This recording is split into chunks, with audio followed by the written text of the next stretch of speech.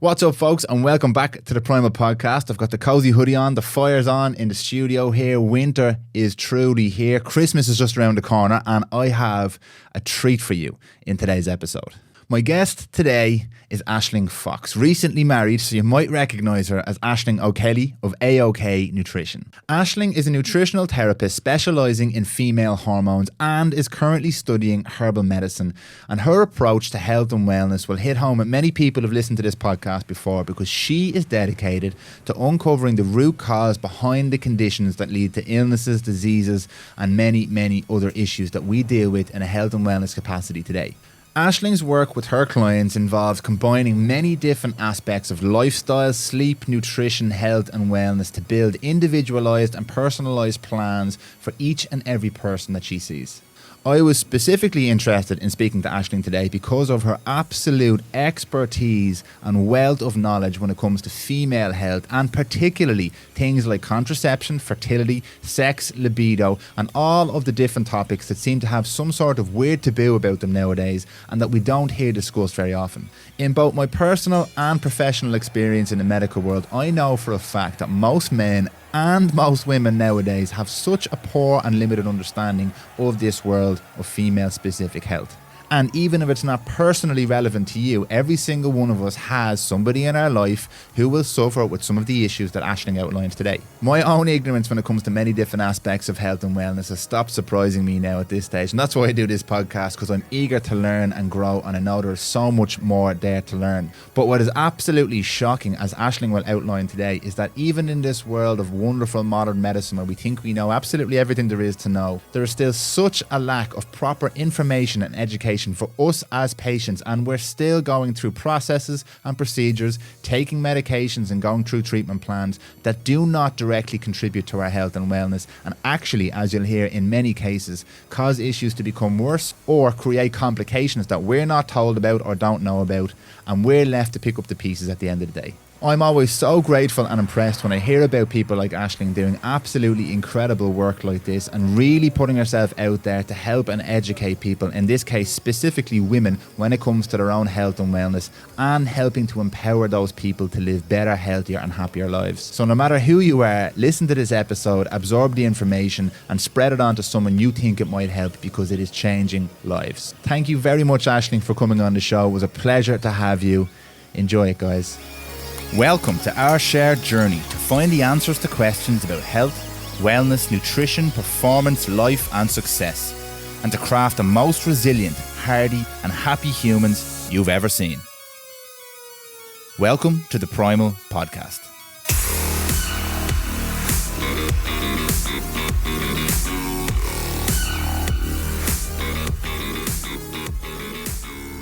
Aisling Fox.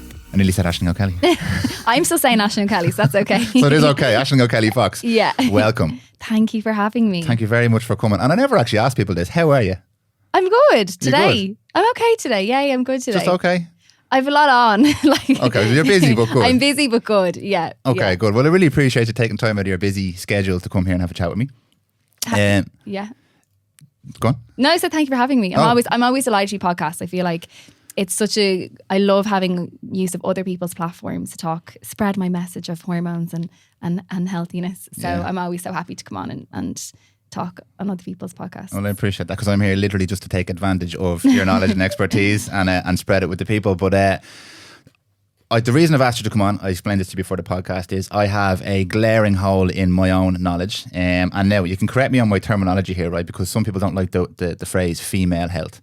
But it is female health that I'm interested in understanding, because I know as a male I have a really poor understanding of it, but I also know nowadays a lot of females don't have a great understanding or grasp of all the different avenues or aspects of female health. There's one big area I'd love to talk to you about. Obviously, your background in nutrition is fascinating to me as well. So, and I know there's a direct link and combination there. And then just in general, your approach to the world of medicine and helping people. It's all about helping people for me. And I'm getting that from you and Spade as well. But before we dive into this, would you mind giving me a bit of a background on what you are, Naturopath, Nutritional Therapist, what that means, and your journey to where we are today? Yeah, of course. So I always think my story is probably a bit different because I was brought up with natural medicine. So when we were kids, my mum was actually a nurse and she was a midwife, and my eldest brother Kieran had really, really bad eczema, so like covered from head to toe since he was born. And my mum's literal mission in life was to find a cure for him. So she didn't find natural medicine until he was 13, and he was going into second year, I think, in school. And she was bawling, crying in Temple Street, coming home from work one day, and a woman came over to her on the lift and was like, "Are you okay, love?" kind of thing. You know, as Irish people are so sound kind of thing. I was like, "My son Kieran's going to, you know, school and he's going to be bullied and all this." And the woman said to her, "Have you ever heard of herbal medicine?" And that was it. My mum went and got Kieran herbs, and homeopathic remedies actually were part of that as well, which are so controversial. Like, you know, this, we could talk about that on its own. Homeopathic remedies have been seen to kind of be placebo effect and things like that. But that's another thing that she used for Kieran at the time. And his skin cleared up. And she was like, "What is this witchcraft?" basically, and ended up kind of changing careers. And she trained to be a herbalist, and she set up her clinic, which is called Breath of Life in Portmarnock, where we're from, in 1994. And part of that, she does things like reflexology as well. And she uses things like batch flower remedies and aromatherapy, and it's real holistic. So the whole goal of her clinic was to look at the root of the problem. And then we know, make up personalized plans for people then from that. So what happened for me was, when I was growing up, that was just our first protocol. So if I had a sore throat, I would be like, "Mom, do you have any echinacea? You know, where's the vitamin C?" So it wasn't something I learned in my 20s when I went to study it. I always had this kind of innate understanding of natural medicine. And my mum was really into Chinese medicine and like Ayurveda medicine. So even language she used, like, you know, I'm sure people won't understand it, but, you know, in Ayurveda medicine, there's 3 different constitutions called Vata, Pitta, Kapha. So my mum would be like, "Ashton, you're being very Pitta," which is real like aggravated and this kind of thing. And, you know, so it's really interesting that when I went to study it, I actually knew so much of it already. So basically then ended up training to be a nutritionist myself in C&M. So it was actually nutritional therapy as well, which is so important for people to realise that when I left college, I didn't want to go do human nutrition in UCD. Like that was so far from what my understanding of nutrition was, because you don't learn about like getting to the root of the problem. You don't learn it from a naturopathic perspective, which is that like, you know, using many different healing tools together and looking at it, like I said, from the root of the problem. So I did nutrition, and then I set up my own clinic, AoK Nutrition, then in, God, when was that? Probably 2014. And I was a real brat. Like I was like, "Mom, I want nothing to do with you." Like her clinic was established nearly 20 years. And my mum's whole like kind of her mantra and her whole, I don't know, vibe in her clinic is that she never advertised. My mum even now will say, like, if people are meant to come, they'll come. Wow. So from day one. So, you know, that's 1994. There was no Google even then. And so she always says, like, you know, people are meant to come to the clinic. And my mum was quite religious, and she's very in tune with kind of like, you know, the path that she's on, and she's like, God guides her and things like this. So I wouldn't really be as much into that, but I've come a long way since then. But basically in 2014, I was like, I want nothing to do with you. I want to, you know, make my own mark in the world and things. So AoK Nutrition was born. And yeah, it's just grown since then, I guess. Like, it's been amazing. Myself and my mum actually run our clinics together now. So we merged in 2018. So our company is called O'Kelly Health. And within that, we have now Breath of Life, and we have AoK Nutrition as a partnership. And we work together. She's our herbalist and I'm the nutritionist. And it's great. It's lovely having all of her expertise plus my kind of new science head, I'd kind of say. Like, you know, I need to know how things work. Like, this is my brain. So even now studying herbs, I'm just fascinated by like the mechanisms, and actually, like, you know, say lavender is good for sleep, but I know why now, like, you know, things like that. And I just am like, herbs are there for us to use. There's no other way about it. Like, it's so interesting. And then in relation to hormones, which I feel like what I'm known so much for now, I don't know. I think it just, I started talking about it and people were shouting from the rooftops to listen. Like, it just, there was such a need for it. And I always say to anyone starting off, I'm like, find an area that you're really passionate about and be really good in that area, because nutrition's so broad. Like, I've no interest now in seeing someone for sports science or for, you know, for someone doing a marathon. Like, I'd probably refer them on to someone else. So I just got really good at nutrition. I'm just so passionate about it, because like what you said there at the start, it's such an area that's not really spoken about either. So that's in a nutshell the whole life story. Very condensed. I love it. Yeah. Would you mind, just because a lot of people don't understand, so you spoke about hormones. Yeah. And people be going, but she's not an endocrinologist. Why is she speaking about hormones? I think it's a really common misconception. Not a misconception. It's a common conception people have that unless you are a endocrinologist, you're not qualified to speak about hormones. But in my experience, after leaving college literally only set me up to figure out what was actually going on, because I did ATT, and when I finished, you do a test for an ankle and they teach you that you get a result. It's never that way in real life. You have to go way, way deeper in real life and look at people's lives and look at how they feel and look at what they're doing on a day-to-day basis. You have to learn that afterwards. So in my opinion, when I meet people who've dedicated the after college part of their lives to researching and studying and working with people and actually helping, I'd much rather engage with someone like that for my own health. But as a naturopath and nutrition and nutritional therapist, would you mind just explaining for people who mightn't understand these terms how those different titles, I suppose, differ, and how you've combined them all into this hybrid? It's kind of a sad way to describe it, but it's like as if an endocrinologist would work alongside like a doctor. It's like the medical approach almost. And it's not us versus them. It shouldn't be like that. We should be working together, because I don't have access to some things they have access to. And, they don't have the knowledge to help people the way I have the knowledge to help people. So, for example, I have some clients who they've no periods, they've lost their cycle. They go to the endocrinologist and the endocrinologist says, oh yeah, your testosterone is high, so you have PCOS. Here's a pill now to, fix that. And it doesn't fix it. So it's like, it's very much, this is the problem and this is the fix. From a medical perspective, you have a headache, let's take a painkiller. But why do you have the headache? Why are you getting a headache again next week? It never really identifies the root of the problem. That is the main issue with female hormones. And they're chronic conditions. Like, if I say my husband comes home tomorrow with tonsillitis, I'll be the first one to send them to the GP to get an antibiotic for that. Like, I'm not going to be like, here, take herbs, and because medicine is there for a reason. But if someone is having heavy periods every single month, or someone is struggling to get pregnant, or someone is like that have lost their cycle, or has hormonal acne, like the pill and kind of the options offered from an endocrinologist and from the GP aren't enough anymore. Whereas from my perspective, okay, they come when their testosterone is high. Okay, why is it high? Do you have insulin resistance? Do you have too much inflammation? Have you just come off the pill? Is it due to stress? Is it due to diet? And we look at all these different factors, and everyone is so different. Everybody has their own story. So it's taking everyone as an individual as well. Whereas, again, from a medical perspective, it's all the kind of one size fits all approach, which it's not the way it should be. We're all so different and everyone has their own different things. So does that make sense? I tell you why it makes sense, because I spent 15 years in a medical clinic, and this was the big learning I took away from that. We practice functional medicine, and it's about, I spoke to Fergus about this the other day. You didn't hear, I read out the two definitions of functional medicine they have.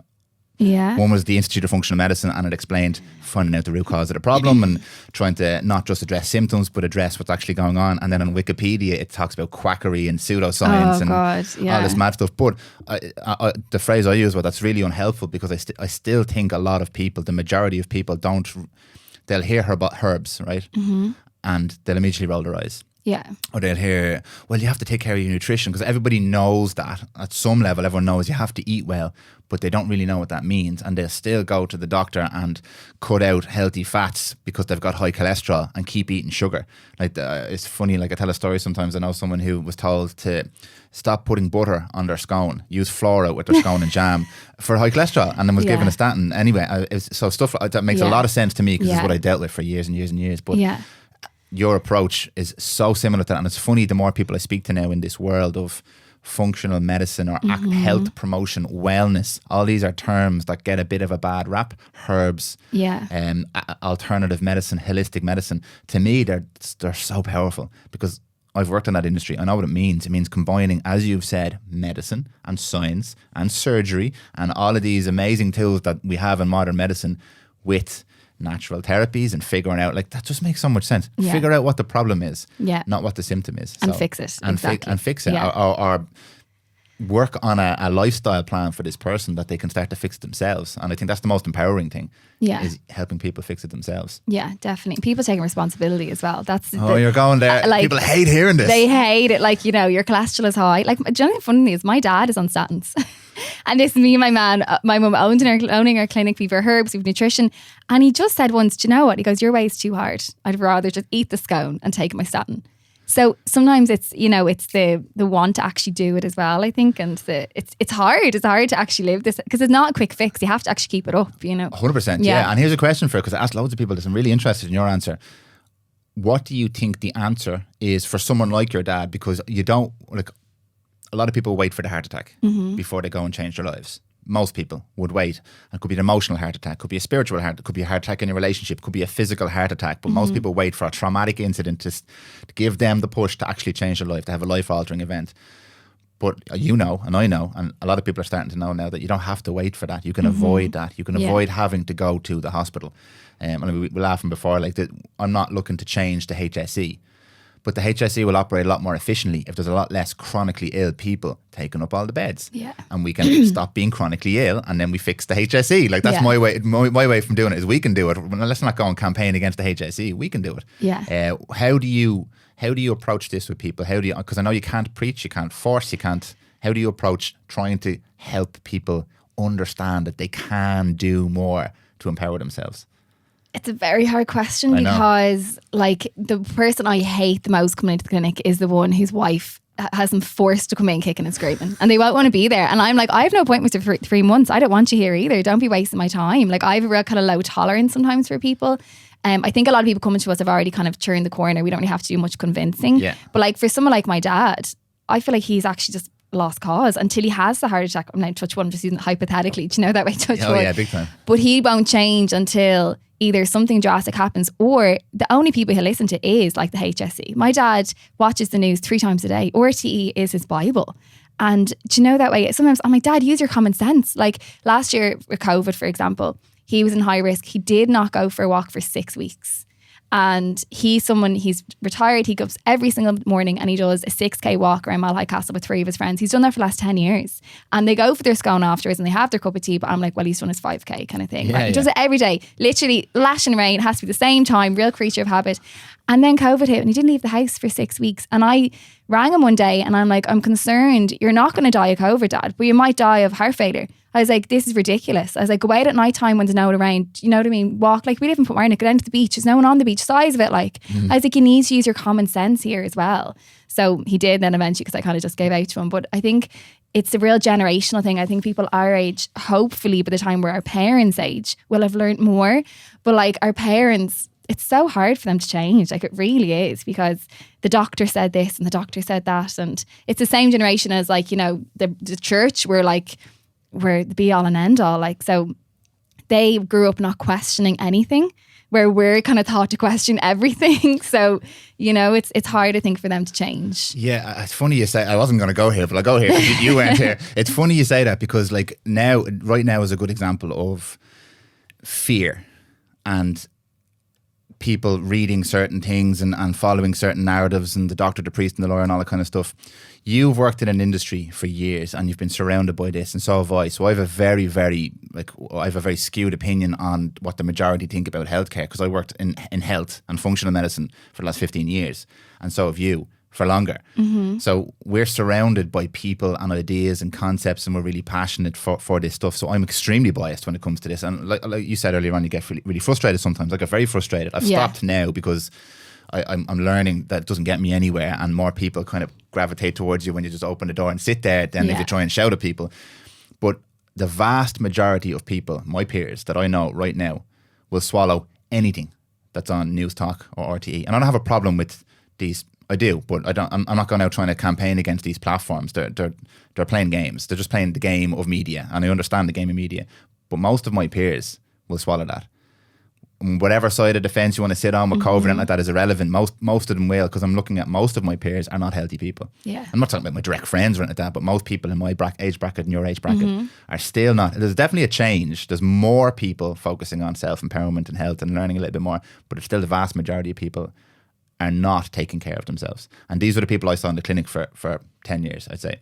Successful people, late 20s, 30s, doing very well in life, massively unhealthy. But if I get sick, I'll just go to the doctor. Yeah. As opposed to I'll take care of myself. So, and I know what you're saying about our folks' generation, because my parents would be like that as well. But I haven't seen a massive shift. And I'm surrounded by people like you all the time. So when I put my head outside that circle, I'm like, it hasn't really changed out there yet, and I come back in a little bit. Yeah. So it is difficult. Yeah. To not drag you down a political and social we can talk all rabbit hole. Let's start off, if you don't mind, with the whole realm of female health, because it was actually shout out to my fiancée Jill. She pointed me in your direction first of all and said it might be an interesting conversation. And I was fascinated by the volume, the amount of knowledge that you have on topics that I would only have come across. I have 3 sisters, so I would only have come across in passing over the last 30 years of my life. Things like female contraception, female reproductive health, PCOS. I mentioned I had ceremonial on talking about endometriosis, and my mind was blown. And I worked in the medical realm 15 years, knew what it was. I had no idea what it was, and Sarah showed me that. Things like sex drive, fertility, libido, all that kind of stuff. It's almost like a foreign language to me when it comes to females. And nowadays, I think I mentioned it earlier, a lot of women don't have a clue. Yeah. Don't have a clue. And I'm not saying I have a clue about all the male issues, but like it's something that's really, really important for psychological health, physical health, reproductive health. And it's almost like this witchcraft, this lore that we're losing because it's not being passed down anymore. So I'm fascinated to get your take on that. And I'll make it a little bit easy for it because that's very broad. Let's start in the world of contraception. Yeah. Because that was the area I kind of heard you be very outspoken on in terms of the poor prescription of contraception for different issues and things like that. But could you give me contraception 101? Yeah. No, it is definitely something I feel very strong about. And it's funny, like even you saying like you don't have much knowledge. Most women I see don't have much knowledge. Like I say to clients, right, do you know much how your cycle works? And they're like, not really. I go, okay, let's do a little biology lesson really quickly. And I explain it to them. And I'm like, I remember being in 3rd year in school, going off point here for a sec, and learning, we all did biology. We all learned this, but it's so disconnected from it. It's like, and the ovum goes down the fallopian tube, and you're like so bored sitting there in science. And I say to my clients, right, you know the way you feel before your period, like you're a bit wrecked and blah, blah. And they're like, yeah. And I'm like, well, that's that hormones, estrogen kicking in. Like, no way. Like, so it's just about kind of like women, if they got given the right information, it's very easy to understand. Okay. So first of all, going back to contraceptives, the big question here, definitely if you look at my Instagram, is something I am quite passionate about because women have the right to ovulate. We have the right to make our own hormones. And that is what ovulation is. How your body makes your own hormones. There's kind of, for some reason over the last couple of years, misconception that ovulation is only important if you want to get pregnant. And I see that so much with my clients. They go to the doctor, they've no period, which means they're not making their hormones. And their GP will say, sure, you don't want a baby for a couple of years. Come back to me when you do and then we'll look at it. But basically, we've 2 separate hormones in our menstrual cycle. And I always say, let's split it into 2 halves. In that first half, we have a hormone called estrogen. And your estrogen is your real, like your get up and go hormone. So it's your mood, your energy, your drive, your sex drive included in that. It's just that real get up and go hormone. Like even if you're someone who works out, you're even stronger that first half of your cycle. You have more motivation. Your brain kind of is, your memory, your concentration, everything is just heightened, right? Then you ovulate in the middle of the month and then you make a hormone called progesterone. And progesterone kind of works the opposite. It's actually a really calming hormone. So it's really good for anxiety. It's really good for mood. It's quite, it's a natural painkiller. So like if some women are really suffering with things like, a lot of cramps and sore boobs, we look at things like progesterone. So imagine, 15-year-old starts having sex. They want to go on the pill and they're given the pill. What happens is ovulation is stopped. That's how birth control works. So ovulation stops, which means no egg gets released, which means nothing there for you to get pregnant. But all those hormones get switched off as well. So all of a sudden, you don't have that extra motivation. You don't have that natural anti-anxiety. Your libido is gone. So the amount of girls I see who come into me, they're in their 20s and they'll all tick low libido on my consultation sheet. And it's because they started having sex and switched off their sex drive. And they think there's something wrong with them. Do you know that kind of way? Because they're like, I don't get that kind of middle of the month kind of like boost, or even, and it's funny talking to a man with this because obviously you don't get it, but like when you're ovulating, I can get it. No, but when you're ovulating, right? So when you're ovulating and your estrogen peaks, there's days you're like, my God, I look great today. You're like, my bum looks really good in these jeans. Like you feel sexier because it's evolution's way. It's your body's way of making you want to have sex. And even to your other half, like you release pheromones, they think you're sexier as well. Do you know that kind of way? Which is just so interesting. I know my own husband, like he doesn't know I'm ovulating, but I know it's always like, yeah, here we go. Like when he's, snuggling over at night time, I'm like he doesn't know that that's the time. But I always find it so interesting from a science perspective. I was like, these are my pheromones releasing into the air. And I actually think it's so funny the older, because we don't have kids, but I actually think it's gotten worse. as we've gotten older, it's like my body's just like wants me to have a baby. It's like so much more intense, which I'll laugh. I bet you other women listen to this now, but like, that is me as well. But is it like that, or is that? It probably is that. No, it probably is that. Yeah, no, definitely probably is. Like, I'm 31 now, so my body's like, come on, hurry up. Like, so this is the issue, right? It's I'm all for women like making their own decisions. I think it's unbelievable we have the choice of birth control, but not at the sacrifice of switching off your hormones. And like I always say to clients, could you imagine if this was a man? Like, imagine I said to you, Jan, right, here's a pill. You have to take it at the same time every single day. You can't forget. I've already failed. Right? You can't forget, right? You're going to get pregnant if you forget. Also, just to let you know, it actually might make you put on a little bit of weight. It's going to probably switch off your sex drive. Actually, sex might not even feel as good either, because even the pill can cause vaginal dryness. So most lads don't realise that either, right? It might make you a little bit anxious. Oh yeah, it's going to obviously affect your gut health as well, because it is a steroid drug. Okay, cool. Here you go. Oh, also when you come off it, you actually might get post-pill acne. Oh yeah, okay, cool. Here you go. There's not a chance in hell that you would take it. And yet women have been doing this for so long. Like, the pill was invented in the 50s or 60s, and it hasn't changed in years. So it's just like women's health isn't as important, I think, either in Ireland. It's something that's not really looked at. Actually, around the world, I think women aren't as, I don't know, as probably important's probably not the right word, but it's not acceptable, the level of care for, like that girl Sarah, for example, with endometriosis. It takes nearly 9 years for someone in Ireland to be diagnosed with endometriosis, because pain is, she just take another painkiller. It's just cramps. Stop moaning. That kind of mentality in Ireland. Do you know what I mean? I do. And she said something very similar to what you said. Are you planning on having a baby? And she was like, what's that got to do with anything? Like, there's so many other reasons why I want to sort out this issue here. And they're like, but you're not planning on having a baby. What's the big deal? And you said something there that and I'll be very, very honest on this. It causes a lot of people to go, for fuck's sake, talking about women, and we don't care enough about women. Of course we care about women, but I am absolutely there with you now. Having spoken to Sarah, having spoken to you, having spoken to loads of different women about their experiences, it's actually crazy. Mm-hmm. And when I actually, you made me visualize there what it'd be like if someone offered me that pill. I'd be like, oh fuck no, this is literally happening to 50% of the population right now. And having spoken again to yourself and Sarah and these people, we're not doing enough. And there is this, you're not having a baby? Well, then what's the problem? Deal with that. That's just being a woman. Deal with it. It's just being a woman. And women believe that now, and that's the problem, I think. Yeah. Again, I think the whole kind of Catholic Ireland, going back to that for a second, like, you know, the problem even with the endometriosis side of things, so endometriosis runs in families. And if I asked you, like, what was your granny's periods like? People don't have a clue. You weren't allowed to talk about periods. You weren't even talk about sex. So it's like a whole generation of like, hush, hush, don't be saying that now. You can't be talking about that. And it was very much brushed under the rug. Or problem is, like, my nana had 9 kids. So she was either pregnant or breastfeeding for so much of her fertile years that like these conditions weren't as bad back then. And also so much environmental factors are different. So you have your alcohol, you have your plastics, our life has changed drastically in the last 80 years in terms of health and things like that. So it's hard for our generation as well, because even with the pill, we're the first ones to be kind of given pill as kind of teenagers, and then the same people are putting the pill at 15 to regulate your cycle. I'm doing kind of inverted commas, like that's something I find so frustrating. People say to me, I used to have irregular periods, but then the GP gave me the pill and now it's fixed. This is the other thing, Dan, as well. When you go in to get the pill, you're not sat down saying, do you understand how this works? That was my question. You mentioned all these things. You told me all these things about the pill. Are you told this as a woman being offered the pill? I remember getting the pill when I was younger. I didn't go on until I was about 21.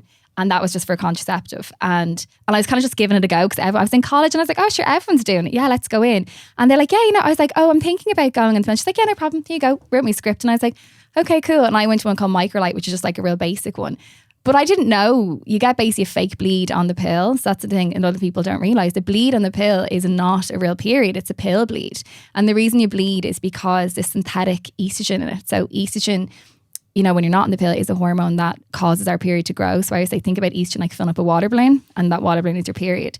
So you have a synthetic form of that. It's not coming from your own ovaries making the hormone to get ready to ovulate. It's just a pill bleed. It's just a side effect of being on the pill. And women are on the pill, never told this isn't a real period. People think that's brilliant, that this pill, whatever it is, I don't know, the doctor gave it to me, is now fixing my periods. And they're on it for 10 years. And then they come to me and I'm like, no, you had irregular periods, you got put in the pill, and now you haven't had a period in 15 years. And they're looking at me like, what do you mean? I have had a period. Like, it's lack of education. And I feel like that's the problem. You should be told, this is how it works. Are you aware it's going to switch off your hormones? These are potential side effects. Like, if someone's on the pill, I know it sounds so dramatic, but if someone's on the pill and they're 15, they make the same level of hormones as your granny who's 80. Like, how is that okay? It's not okay. Do you know what I mean? Yeah. And the pill itself, there's several different types of the pill? Yeah, so even from birth control, so like there's a lot of different types of birth control. Not all of them target ovulation. So for example, one that I'm not as opposed to is the copper coil. Now again, like imagine me being like, here's a copper rod, please shove this inside you. And it's sore. Like, you know, I put up a poll a few weeks ago just because I've never had the copper coil. It's not something I can speak from experience. But I was saying to people, look, give me your experiences. And people either loved it or hated it. Girls are like, it was horrific. And it inserted, like it's literally a copper rod going into your cervix and it lives there for maybe 5 years. And it works as a contraceptive because the copper kills sperm motility. So like sperm comes in, it just can't get very far. It's not going to get up to can't swim basically. And it changes kind of the consistency of your cervical mucus as well, which is needed for kind of drawing the sperm up when you're... Isn't it mad when you're saying things like it kills things and changes things? I'm like, what are we dealing with here? And it lives inside you. And it lives inside you. And it's copper. And it's copper. But that doesn't stop ovulations. You still get a period on that. But then, you know, that's a copper rod inside you. Or there's what we call the Mirena coil, which is a low dose of hormones. It's not meant to stop your ovulation. It kind of does at the start. And then after a while, about a year or so later, then your period might come back again or you might start ovulating again. So there's other options, but most of them are basically working by switching off your hormones. You said it was a funny post you put up about one of the injection ones. Was it the depot? Yeah, it was like a French boutique or something like that. You were saying. You you hate how these names are like Yasmin and Yasmin, like one of your mates from across the road. This is to make it sound normal. Yasmin, like Elvive, like it's if you knew the name of the drug instead, it just makes it sound way more clinical and like, oh, actually, I'm taking this every single day. Like girls are on it every day for 15 years and they spend their whole teenage years, their whole 20s not making hormones. You know, so I'm like, even your personality, a lot of my clients come back to me and they say, I feel like a fog has been lifted. I feel like I can actually even think more clear. I'm getting that boost in sex drive. Like, you know, all these little things, like I actually am stronger. Like I notice so much because I do work out a good bit, like coming up to my period, I'm so weak in the gym and I'm like, for God's sake. And then my strength will go back up the week later. Nuts, isn't it? It's so in, but I'm like, right, this is why. And even for girls to understand, like, or days I'll have really flat days. So the day before you get your period, all your hormones drop. Okay. So it's like you're running on empty for a day, right? So like, think of the Monday after electric picnic. That kind of feeling of just so dead, so flat, all your adrenaline's gone. And you just have, you know, you might feel a bit down, a bit depressed. You're crying at a random ad on the TV. And how empowering it is to be like, oh, well, actually, I'm probably getting my period next couple of days. That's why I'm actually feeling like this. And when you get your period, that is lifted almost immediately. Like that, once your estrogen starts kicking in again at the start of your cycle, that's gone, like, you know, that way. So even just for women to understand that and be like, or be like, why is my husband's chewing making me want to murder him? You know, little things like that. And even as a man, for you to understand, okay, well, actually, my wife, this is why she's like this, or girlfriends or sisters, or it should be talked about. And again, it's very hush hush, and like it's just, I think, again, go back to Catholic Ireland, that real, don't be saying this, and you know. Yeah, I've two questions for you there. Most people at this point will be listening saying, if everything that Aisling is saying is true, and this thing's been around for 50, 60 years now, there's no way they could keep giving it to us. This is kind of the attitude. There's ethical committees and there's boards and so why are they still giving it to people when they know all this and you know all this and we know all this?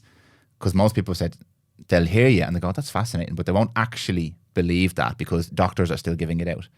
Because it's not causing chronic issues. Like, you know, it's not. But in terms of from this perspective, right? So from a doctor's perspective, no one's life is in danger. It's not causing infertility. It's not causing, like, you know, if it was something that was very severe in people's lives, I think they'd be looking at it more.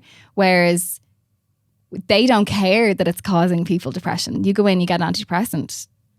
Do you know that way? So they don't care it's causing gut health issues because the girls go in there put on Movicol and laxatives. So it's like as if the side effects being caused by the pill, the doctors will never acknowledge that's the problem. Like it's like this disconnect almost from it. And if they are causing problems, which I know all the time, like gut health is a huge issue with girls on the pill. A lot of people don't realize the pill actually has lactose in it. So if someone's listening to this and they're like, oh no, I don't be drinking milk now, it drives me mad. You're taking a pill every day with lactose. That has a huge, that can be causing bloating in itself. And it's just doctors are just giving drugs to fix the problem. Yeah. And it doesn't, this is the thing, like people like to me, does a pill cause infertility? Will it, cause me trouble getting pregnant in later life? And it doesn't. Like there's no research to say that it does those things, which may be better if there was, because I feel like it would have been taken off the market a long time ago, Yeah, that was the answer I was hoping you were going to give, because I would argue with no data to back this up whatsoever that it almost definitely does cause infertility. And this is just my opinion, because if you have someone with their hormones are all over the place in their developmental and fertile years, then all of a sudden they try and have a baby, and it's like a man who hasn't had adequate testosterone production for the last 20 years. That's going to affect everything about his life. And the other reason, you said people aren't dying. Yeah. And again, from a functional medicine perspective, I would argue, not with you, but I would argue the point that potentially it's contributing to people having serious issues that could lead to death. Because when you mess up your testosterone estrogen balance, cardiac health is a massive one. Yeah. Massive. Yeah. So you could be putting yourself at risk of cardiac disease from taking the pill. It's not a direct cause, but it's the same as a statin. You start taking a statin, it completely messes up your hormone production, testosterone specifically. Yeah. And they're now finding, well, it's not mainstream push, that a drop in testosterone causes massively high risk for cardiac disease. Yeah. So you take a statin to prevent cardiac disease, and you might end up having cardiac disease that you never had by taking a statin. So I'm not blaming these medications, but I'm just saying there is an argument there for taking medications like this. I would be genuinely concerned for my generation in, 30, 40 years to see what conditions we have then because again, we're almost like the guinea pig generation. Like our moms were never on the pill. Yeah. We're never on the pill for 15, 20 years. And from a fertility kind of the argument there, like, there's kind of two categories I see of people on birth control. One is Barbara, who just didn't want to get pregnant and was having a ball and went on the pill, and she had a great time, and that's fine. And then there was Aisling, who, for example, had no cycle and went and got put in the pill and never addressed the root of the problem. And now she's 30 months to get pregnant. And now that's a problem. Yeah. There's kind of two different categories. And that's why I think it's never to be looked at, because in a group of girls, there's always one girl like, oh, sure, I got on great. I had no problems. I feel fine. The pill, actually, my mood is fine. I've no digestive issues. And then there's someone else who's all over the place and be like, oh, sure, well, maybe it's not the pill because she's fine, but I'm feeling awful. But as you mentioned at the start, everyone is so different. Like your environment, shapes your whole system. So while Barbara is fine, Aisling it is actually the pill causing problems for her, that way. Yeah. So it's just... And I don't know, there's no data on, do people care? Like this is the thing, I know it sounds again, us poor women, but it's not looked into. Yeah. Like there was actually a male contraceptive made in the 90s. Yeah. And it still hasn't come to market. Yeah. And this male, imagine they could just take something, it just kills sperm. It doesn't even kill like the feeling of sex, doesn't it? That's what they want. And lads are absolutely having none of it. Like, whereas women are happy, like, yeah, let's just switch off my hormones. And the sex drive thing, I always just find it so ironic because people go on the pill because they don't have sex. I'm like, no one's having sex anyway. Like, it's like an added contraceptive in itself. Yeah. It's part of it. Like, so it's just ironic. Yeah, it is very, very ironic. And again, that idea of I'm fine is something I find very funny, because you'll see this all the time. As a practitioner, you will see this. I'm fine. People don't know what fine is. People are living at a 2 out of 10, and that's fine. So even Barbara, who says, I'm fine, I laughed specifically in the clinic, or Owen Lacey used to say this all the time as well, about women who used to come in and going through the questionnaires and so on. I would see this with Dr. Sam as well, going through questionnaires. And when was your last cycle? Oh, I don't remember, 3 or 4 years ago. And your last bowel movement? 2 weeks ago. And going through all, but how are you feeling? I'm fine, yeah. And all the markers are of somebody who's dying, chronically ill. But that's that person's normal. Yes. So they believe that that's fine. Yeah. So that's why I believe, I don't think people are stupid or ignorant like that. And you didn't say that. Yeah. I don't think people know what it is to be healthy. Exactly. Yeah. So the new fine isn't fine. Yeah. People come back to me and they go, I didn't know what I was supposed to feel like. I didn't know this is what you're meant to feel like. I didn't know you're meant to have a full night's sleep. I didn't know you're meant to go to the toilet every day.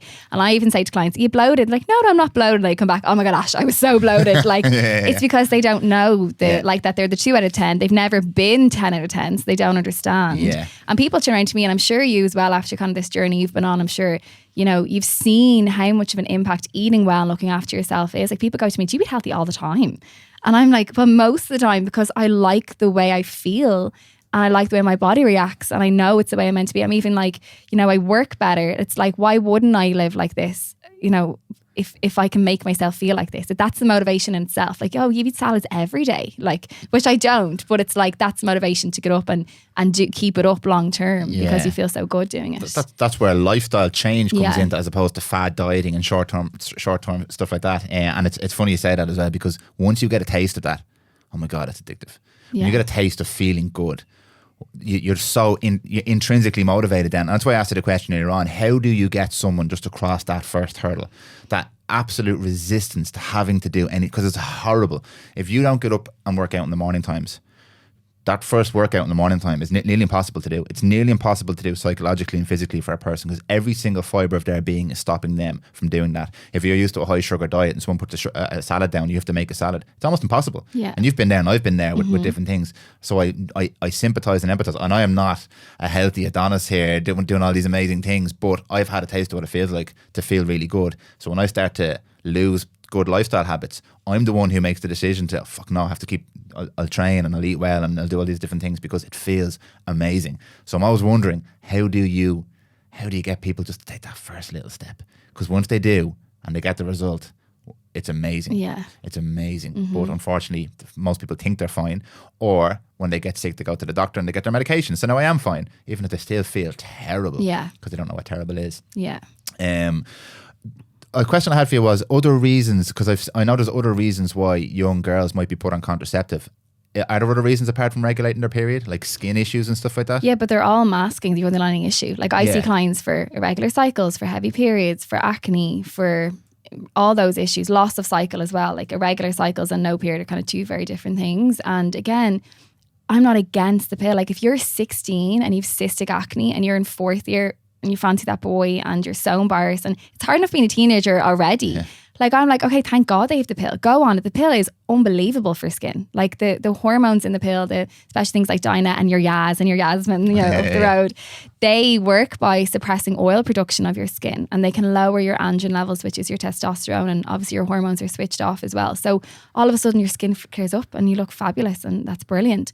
But when you come off the pill, there's a very high possibility that acne is going to come back again. And I see big clientele with this, and my heart is broken for them as well, because all of a sudden they're in their 30s and they've cystic acne like as if they were 15 again. Like, you know what I mean? And hair growth. So like how many girls, you know, in their 20s go and get laser hair removal, for example. That's all linked in as well. That's, you know, testosterone that often drives the hair growth. And they come off the pill and all of a sudden they're thousands of euro worth of laser hair is just, it's all grown back again after they come off the pill. So, you know, same with heavy periods, like it's masking the issue, and doctors aren't equipped. They don't know why this is happening. And I struggle with this so much because, again, I respect doctors so much. They've done so much work. They spend so much money. They're doing this because they have a calling to help people. And I come in, I'm 16-year-old, I'm fainting in school every month because my periods are so heavy and my skin is covered in acne. What do they have to give me? They don't have anything. They have the pill, they have painkillers. And they send you, okay, I'll refer you on to an endocrinologist. What do they have? They have the pill or they have painkillers. The lifestyle medicine is missing so much, and it makes such a difference. This is the thing, like what you're eating, what you're putting into the body, and then our herbal medicine and our nutrition supplements make such an impact. But there's such a line between these two things, and that's the frustrating part, like, you know. So it's so hard. Like, and I've moms ringing me being like, you know, my 14-year-old's getting younger and younger. I had a girl last week, she's 13. She's on the pill since she was 13 and she's 27 now. Like, Jesus. She's never made her own hormones and she's 27 and she got put on it. Like, and I'm just like, how is that okay? Like, I'm a wheeler now. Again, I don't even know if GPs are aware of this, but your reproductive system isn't fully developed until you're 18. So this is what I was saying, like our generation now in 40 years, what will happen there? Like, you know what I mean? Like those girls now in menopause, like how, like, I don't know. I don't know the research. I just know that it doesn't fully develop until you're 18. So some girls then when they come off the pill, it might take 12 months for their period to come back because it's like as if that was never kickstarted in the first place, or this kind of thing. Yeah, it's fascinating. And you mentioned something about fertility earlier on as well. And it's funny because there was an ad on TV, I think it was 2 years ago, and the stats were, was it 1 in 4 couples are struggling at the moment? And like I know loads of people who are struggling to have a baby in their early 30s. And if that's not a warning sign for things to come in the future. I don't know what is, and it's not just because of contraception, it's because it's lifestyle. 100%. So my question, going back then to the 16-year-old girl or the 15-year-old girl nowadays with chronic acne and stuff like that, I don't remember seeing any pictures from 50 years ago with a bunch of acne-ridden young people, or people who are young with irregular cycles or hormonal issues. So obviously there's more going on here, because the pill is like the intervention that doctors are giving. But what's happening that people at this young age are having these type of issues that didn't seem to exist before, just like the rates of cancer have gone through the roof and the rates of obesity and liver disease. It's lifestyle. Yeah. It's lifestyle. And then we're throwing a pill at a lifestyle issue that didn't exist 50 years ago. And something really interesting, we did a lot of work with testosterone for males in the clinic. And some of the stats, now they're loose enough, but it's kind of like epidemiological stuff based on a bunch of different studies. But in general, a 50-year-old man now has half the testosterone of a 50-year-old man 50 years ago. I just remember 50-50-50. Yeah. So half the testosterone levels. So we're seeing males in their early 30s with the same level of testosterone. I don't like phrasing it like this, but the same level of testosterone as a man in his 60s should have, based on historical data. Whereas 50 years ago, it wasn't like that. And I always say this, life 50 years ago, we're very privileged now because we can sit here with nice mics and drive our cars. We've got phones. It's amazing now, but it's terrible for us. It's really, really bad for us. Whereas when we used to work on the farms and the mines, that was hard. I don't want to go work on the mine. But men had more testosterone. There was lower rates of chronic disease. We had other stuff, but we didn't have the lifestyle diseases that we have now. I think people probably died earlier, but did they have better health until then? Definitely. I'm a big believer in that. Definitely. Like you hear your granny, oh yeah, he lived till he was 8, he was never sick, this kind of thing. He just died. Whereas like now it's like, older people get older earlier, but they live longer. Yeah. But do they live better? This is the thing. I don't think they do. And I get mad pushback on that, but it's denial and resistance in people who know there's more. But mad pushback because medicine's advancing at X, Y, Z, and medicine is not it's amazing what medicine can do. And like I look at sometimes I watch neurosurgery and stuff like that. I'm like, holy shit, that's amazing. But I'm talking about lifestyle. Yeah, I'm not talking about surgery. If I break my leg, I'm going to the hospital. Yeah, I'm not. If you tonsillitis, you're going to get antibiotics. I'm going to go to the doctor who knows how to treat the specific thing. You're not going to come to me for tonsillitis. The same girl, you shouldn't go to the doctor because they have cystic hormonal acne or heavy periods that are due to way they're eating. And if I have a car crash, I'm not going to ask you to put ginger on me. There's a relevant response for that, and that's what the medical system. That's what they're trained for. Yeah, they're not there to promote health. But similarly, I'm going to do everything I can to not break my leg. Yeah. Why am I not doing everything I can to not have a heart attack? Yeah. Or develop liver disease or have hormonal issues? Because we just don't operate that way for some strange reason. And hence we're in the fucking mess that we are now. Yeah. But that's the question I would ask of 15, well, what can I do? My daughter has X, Y, and Z. Well, this is a major problem. And an interesting one of the pills, have you heard this before? The effect on males as well, but male and female levels of hormones because of the amount of pill in the water systems, because they can't filter it out. They can't filter hormone out of the water system. So there's so many women taking contraceptive. Yeah, you've synthetic, and lads having synthetic estrogen, like your man boobs. 100%, yeah. And there's so many men. There's a direct link between the rise of testosterone in the water system and gyms, because steroids.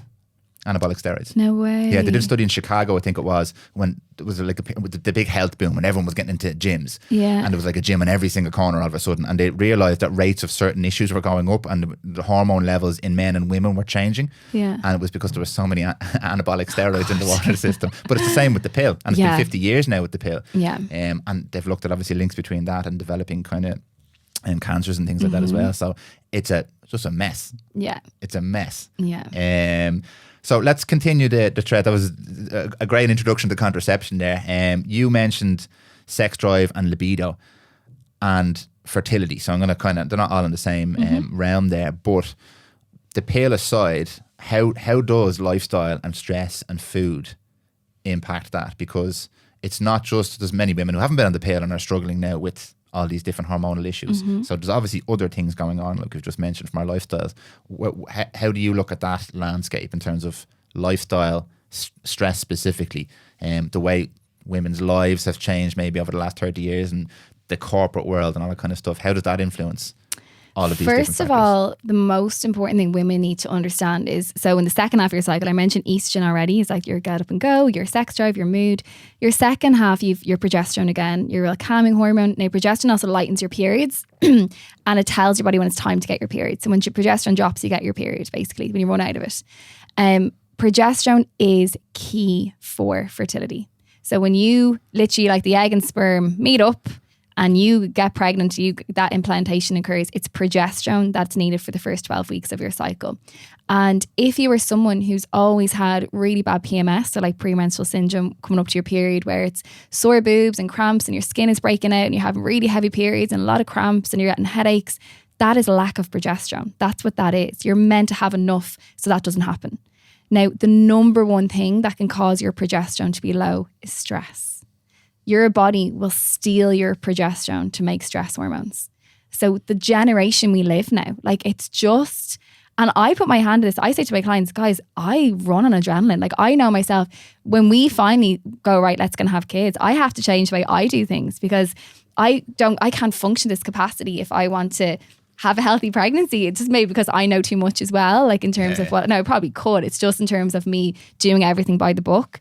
But I use herbal medicine for this. And I'm like, thank God we have herbs to kind of maintain the lifestyles that we live. So if you're someone who, thrives on being busy, like, loves getting up for that workout and working all day, boss bitch being in, this kind of thing. I hate that phrase, but you know what I mean by that? Like loves that drive. What are you doing to support that? Are you eating properly? Are you getting enough sleep?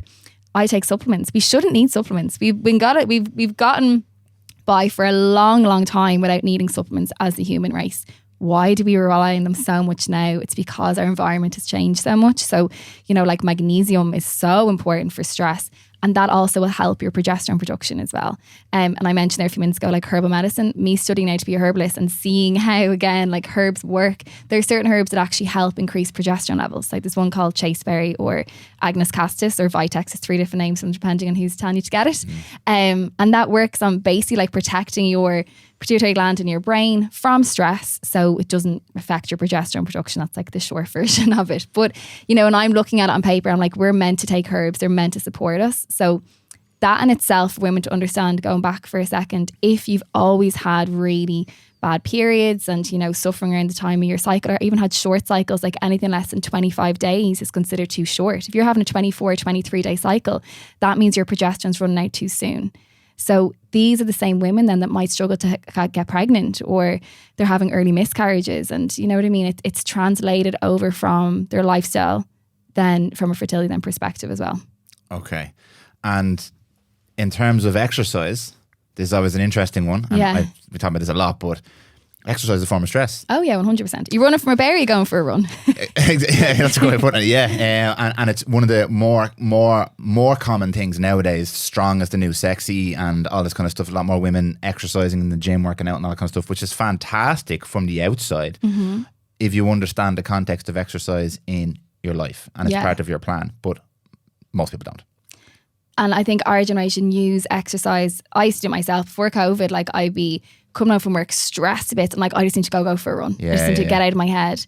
Not realising that you're actually, running on adrenaline all day in work, and what are you going to do? Come home and trigger more stress hormones. And you feel great afterwards because you do get the endorphins when you work out.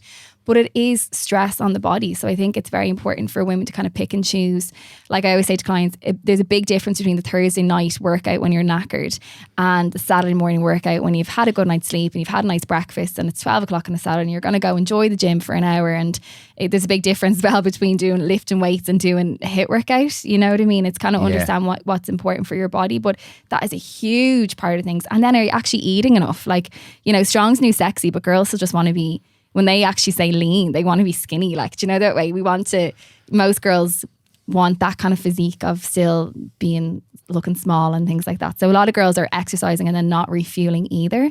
So that in itself is obviously going to trigger stress in the body. So there's a whole other aspect that goes along with that. And because you touched on it there, this whole body dysmorphia thing has swung from wanting, I know it's not wanting to look skinny, but the skinny kind of need to be super stick thin to I want to have low body fat and muscle and I want to have this lean kind of jacked look. can you speak to me a little bit about the importance of that's not necessarily the idea. It's great and it's impressive and it's amazing, and if you want to do that, no problem with that, but it's not necessarily the healthiest state for a female to be in, because you need a certain level of body fat for hormone production and for just healthy living in general. But again, we forget it because the modern woman is jacked and lean and strong and independent and boss bitch, if you said. Yeah. So there's a condition called hypothalamic amenorrhea. I work a lot with this with women in the clinic, and it's basically loss of cycle due to stress on the body. And this stress can be emotional stress. It can be under eating, especially if you're not eating enough carbohydrates, which a lot of women aren't. The devil. So the carbs. And then over exercising and low body weight. And literally your body's like, okay, Aisling, you can barely look after yourself at the moment. There is no way I'm going to let you get pregnant. So it stops you ovulating. That's basically it. Yeah. Or it feels like, how can I let you get pregnant when we're being chased by bears every day? Like, do you know, that way? So if you've lost your cycle as a woman, it is your body literally screaming at you, trying to get your attention. Your menstrual cycle is the most natural, like, functionality that we have. Like, I always say it's a sign of health. So like, your period is like your monthly report card. So you should get your period and be like, geez, I forgot I was getting that today. That's mad.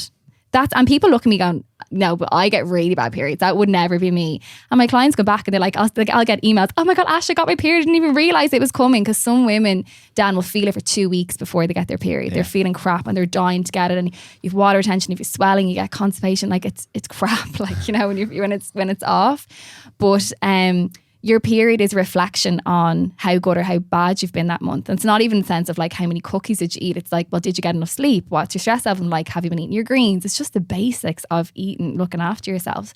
So yeah, definitely if someone's listening from an athlete perspective, you might think, I am the best shape I've ever been. Like, you know, I'm lifting X amount of weight. I look amazing. But if you've no period, you're gone too far. That is your body again trying to get your attention. And while it might even be great and being like, oh, it's great, I don't have to worry about my period at the moment, that's fabulous. A major part of hormones that it's not really talked about, and it's probably less sexy than the sex drive and the, you know what I mean, the vaginal dryness and all that kind of stuff. It's estrogen helps with calcium absorption. So, for example, I had a girl only a few weeks ago and she's 35 and she's osteoporosis. And no one ever said to her, oh, you haven't had a period in 4 years. Oh, we need to look into this. Your bone health might be affected. That was never, and it said to her like the importance of it. She goes, I was never told. I didn't know that was a problem. So it's not just about like getting a period. It's about your overall health. Like, you know, 50-year-old Aisling will be like, you little bitch. Like, you know what I mean? Yeah. Looking back at your 20s being like, yeah, you were lean, but now I've osteoporosis. It wasn't worth it. So it's just so important to, your values might be a certain thing at the moment, but if you actually look at, is your value being healthy? And if the answer is yes, what you're doing is not healthy. Yeah. It's a great message, because it goes for everything. If there's a sign, there's something wrong. That's not normal. So like, it can be anything. If your skin breaks out, if you're putting on a bit more weight, and this is for men and women, I'm not saying for females, anything, that's a sign. If you've dry mouth, if your feet are itchy, there's something going on there, and you shouldn't ignore that. But especially something as fundamental as your period. Yeah. Or for a man, if something shifts significantly and all of a sudden you've no sex drive or erectile dysfunction or anything at all, is not normal. And what I find really interesting now is there's such a buzz, and I'm careful about how I say this, about mental health nowadays, and everyone's on the mental health train. On one hand, I think that's amazing, because it's definitely an area that we should be so open, and it should be unstigmatized, and we should all talk about it. However, there's so many people talking about mental health that haven't a clue about what contributes to mental health. And every single thing you've said today contributes to mental health. Oh, yeah. Literally everything. And hormones more so than most conditions. Yeah. But you can't untie any of that. There is no mental health, there's health. Yeah. And your mind is part of your health. And usually if you're not feeling good, there's something wrong. But we want to diagnose it as depression or anxiety. These are symptoms. These are not conditions, in my opinion. Now, you have clinical depression, fine. But I still believe, even with clinical depression, we can't just give a medication for clinical depression without fixing all the other stuff. If you have the perfect lifestyle and you still have depression, okay, we can go a little bit further here maybe and look at some other approach maybe. But I'm a firm believer, because I've seen hundreds, thousands of people like this. When you start looking at lifestyle, there's so many signs there. And people are telling you like, I'm sure people come in and they tell you these things. You're like, how have you not in 10 years thought that this is not normal? And how has nobody told you this is not normal? Yeah. And people, I don't know, but I just really don't feel good. And my doctor, and they give me this tablet, and now I'm on a SSRI or I'm on whatever. And like, I feel okay. And I still have all the other problems, and it's getting worse. And now I'm on more medications, and I've got some side effects. But like, that's just life. We just get older. And I'm like, no. Yeah. And then it's frustrating for me, but I'm getting less frustrated and more accepting. Yeah. That so many people talk about mental health, but it's almost doing it a disservice because they're not talking about overall health alongside with mental health. Like a lot of issues nowadays. Yeah. Even COVID right now, 2 years in, nobody's talking about losing weight. Yeah. Okay. Oh, that's a We won't go there now. We won't but go there. Yeah. Nobody's talking about healthier people. Yeah. Nobody. Well, there's a few people, but they're not the main people. You know what I mean? Yeah.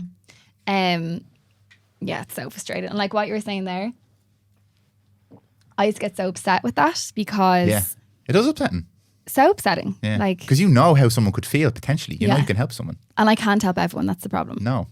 You know, your hands are tied for certain things. I'm only one person and I can't help, you know, how many people want to come see it. And when you're doing it to help people, it's so frustrating. And it's like, why am I the only one saying it? And as well, there's a lot of pushback from GPs. Like, you know, I've sent my clients back and I'm always trying to be really respectful. Like, that's what I'm always trying to get across. It's not us or them. So I look at a blood test and it's like as if, again, I was talking to a different GP and I don't know how to choose it, but I think he said like the bloods that Ireland base their ranges on are from like the 1980s, where that like so long ago, like, do you know that kind of way? Those ranges are outrageous. Ridiculous. I would say the ranges are for sick people. So if you're out of range, you're sick, right? So I look at blood sometimes and I send my clients back to the GP saying, look, go back and question, this is not right. You did not PCOS, this and this. Like, and I tell them the diagnosis and the GP said, who said that? No, that's wrong. And kind of put the client down and say, like, I'm the GP, you're wrong. Like, it's so frustrating. I'm send them links with clinical trials, but like, go in and show that to your GP, and they just don't care. They don't want to look at it. And I understand they're so busy, and you know what I mean? GPs are so high in demand, even more pressure on them right now at the moment. But I do believe that if you're in that setting where you're seeing one-on-one people, you need to keep up to date with clinical research. You need to keep up to date with blood testing, especially hormones. Like, how many women go and get their bloods done before because they want to get pregnant? Oh yeah, everything is fine.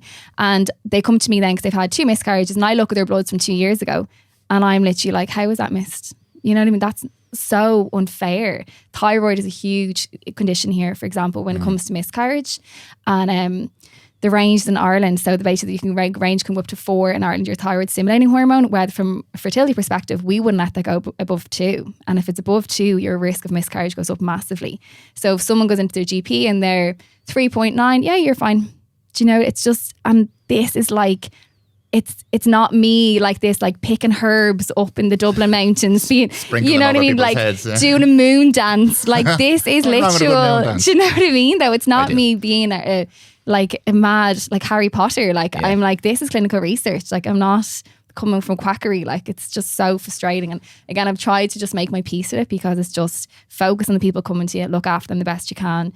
Do things like this, try and spread the knowledge. Yeah. And even if this helps a few people, then they can tell other people, and that's all we can do, you know. You've hit the nail on the head there. It's educate, and this is cliched, and people hate hearing it, and people hate hearing take responsibility and empower yourself and all this, but it absolutely is the way. And I see it changing, because I told you before, you get this as well. People reach out and they say, you've changed my life. I didn't do anything. Yeah. I didn't do anything. They did everything.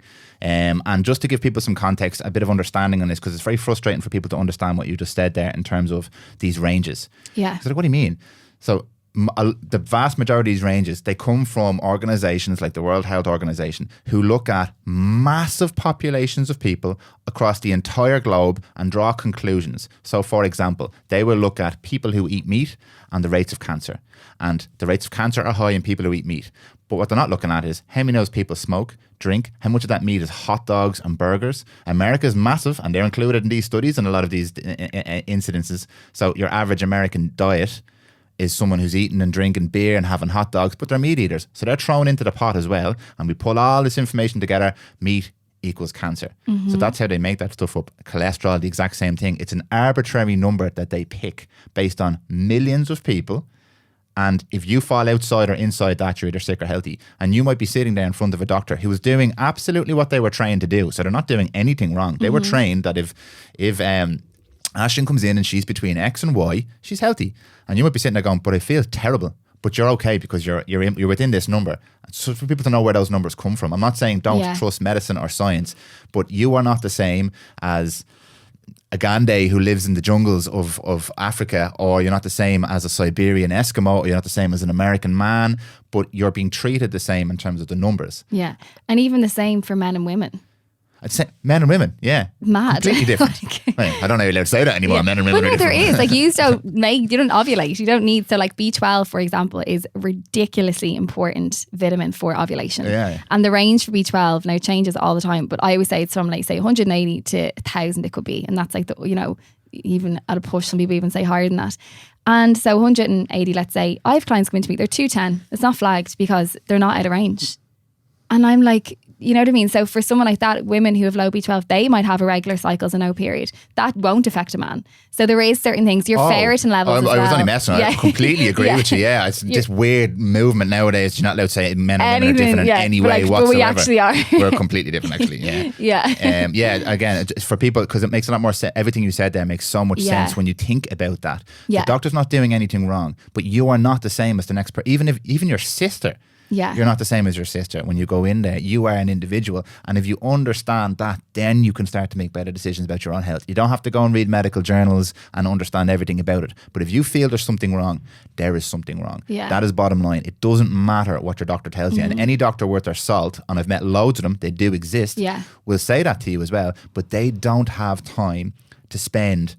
Because realistically, if I want to figure out what's wrong with you, I'm going to have to go live with you for the next 6 months. I'm going to have to look at all your habits, your lifestyle, your relationship with your husband, what you do for a job, and I'm going to have to call you on all your bullshit, because you're not going to be able to do that. And when you go into the doctor, who am I asking about your health? You. And you haven't a clue. Yeah. Because you're living in denial. You don't know what fine is, all the stuff we spoke about before. Yeah. And then when I, as the doctor, give you the recommendation that I'm legally obliged to do, you're going to listen to me because I have more information than you do. Yeah. But it's not the type of information you're getting, remember, is not necessarily designed specifically for you. They're guidelines. Because the testosterone thing, you just mentioned there with the range, we used to see guys in their early 20s come in 1 point above the lower end of the scale, and we're fine. Yeah. And they've been to loads of doctors saying, I'm depressed. I want to kill myself. Like really, really dark stuff. I'm putting on weight. I've no sex drive. I've no motivation. I can't build muscle in the gym. Whatever that thing was, you're fine. Yeah. No. I've just told you I'm not fine. No, but you're fine. Yeah. And for testosterone specifically in this country, there is nowhere to go. No one wants to touch it. No one wants to deal with it. There's no conversation about supplementation. It's a very, very small area of people who are willing to speak about it. And I'm just familiar with the male. That's why I wanted you to come on and tell me about it. No one wants to talk to you. And there is an absolute epidemic. I won't use the word pandemic at the moment. There's an absolute epidemic of men with low motivation, low sex drive, erectile dysfunction, gynecomastia, excess body fat, contributing to further hormonal issues, low immune systems, poor protein management, because of lifestyle factors and stress and low testosterone, and they've nowhere to go. Nowhere to go. Yeah. So you mentioned earlier on about the girls not being this is not explained to girls, and you're absolutely right. And it's also similar in a completely different way for men. Yeah. They need me in the man version. They have, it's like, and for me, I said to you at the start, like this is now November, December, we're recording this. So I have no appointments for 4 months. And that just goes to show, it's not because I'm absolutely amazing. Like, it just goes to show the demand for what is needed. Like, that's the thing. People have nowhere else to go. So they're turning to other places. And obviously I'm in business a long time, so obviously word of mouth is amazing. But it's like, it's hard because the doctor doesn't have someone to be like, I can't help you, but go to this person. They don't exist here. They don't exist, exactly. Yeah. And what's encouraging to me is, and it's funny because you mentioned podcasts earlier on, and we're doing a podcast right now, and I would have had exposure to a lot of this in America through podcasts. I was like, oh my God, this world is real. It exists, because there's a few people here doing amazing work, like yourself and Dr. Sam and Owen Lacey and these people doing amazing work. But it's not that they're underground. Nobody understands what it is that they do or how they can help. And I will send everybody to these people before I send them into the system. Not because the system is bad, but most of these people have lifestyle issues, and that's where you go if you have a lifestyle issue. And then if they get really sick, they go to hospital. Yeah. But nobody knows. And I'm very encouraged by watching the States now. There's a lot of things wrong over there. It's a crazy, crazy place. But there's some people over there with the resources and the backing to build facilities and centres and education around lifestyle and functional medicine. And they're starting to, now they have a massive resistance in the States because it's farmer central and it's just a mad place, and there's politics behind everything, and it's crazy. But we can learn from that as individuals. Like, I've learned how to change my life through podcasts. It wasn't through college or school or scientific papers. Now, you want to verify a lot of the stuff that you hear, because we can literally say anything right now. People could believe us.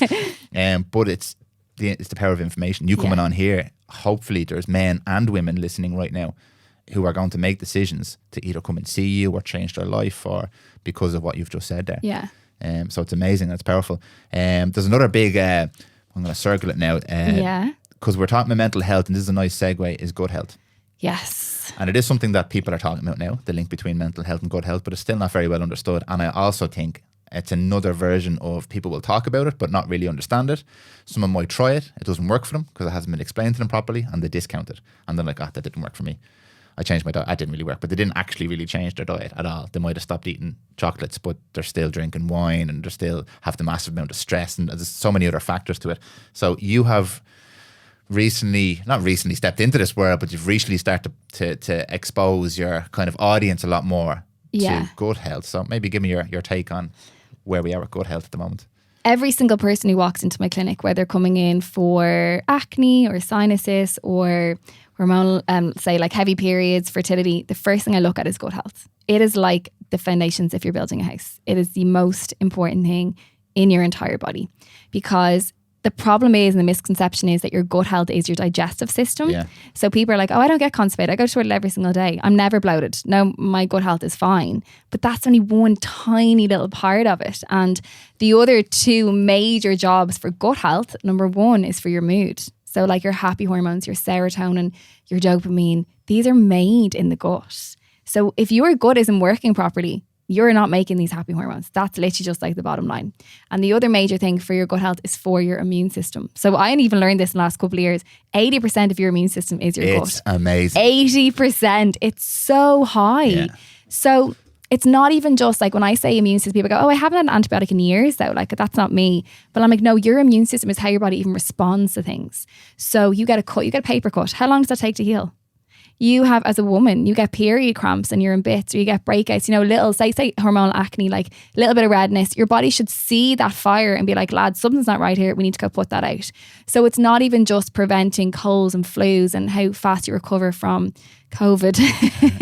It's your body responding to certain things and keeping you well and keeping you alive. And it's so important, because I say, like, if your mood is crap, your immune system's crap and your digestion's crap. Like, nothing else is going to work. Like, from a digestive perspective, the reason it's so important for hormones is the way you get rid of hormones is you poo them out. So like when we're talking about things like heavy periods and acne and those kind of things, a lot of those problems are hormone excess. You have too much estrogen, you have too much testosterone.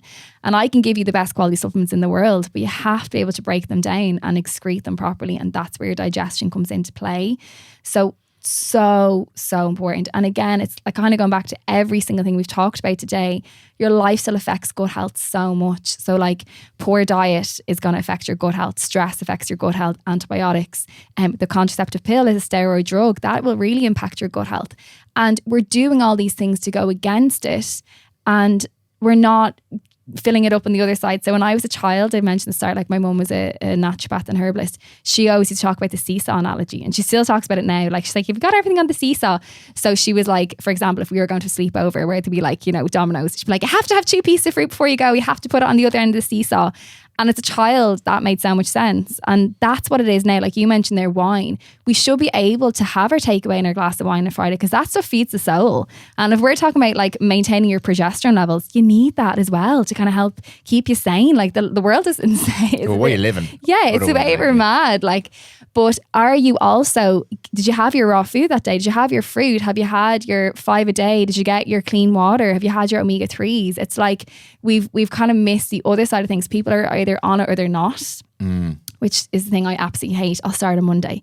And I'm like, if you're starting something, you're automatically setting yourself up for failure, because the start point has to have an end point, that way. Whereas if you're like, okay, I'm going to get up, I'll have a bit of chocolate now and I'll have my salad and it's just a balance. And it's so, I would say, it's so unsexy. And it's so like, I wish I had some like amazing nutrition thing. Like, well, have you heard? Yeah. But that is just the basics. That's what it is. It's trying to find that balance. And that's how we kind of keep healthy. And like that's what's so important for your gut health, basically. Yeah, that word balance really triggers some people as well. People on both sides, people who are completely uneducated in this, but there's also some people in the field of nutrition and stuff like that hate the word balance too.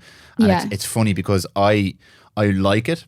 And the way I look at this is if I can build a body, a machine that's very effective at processing things. So for example, a great immune system for fighting off issues, viruses and bacteria and stuff like that. But if I can build a very effective immune system, I don't mind getting sick.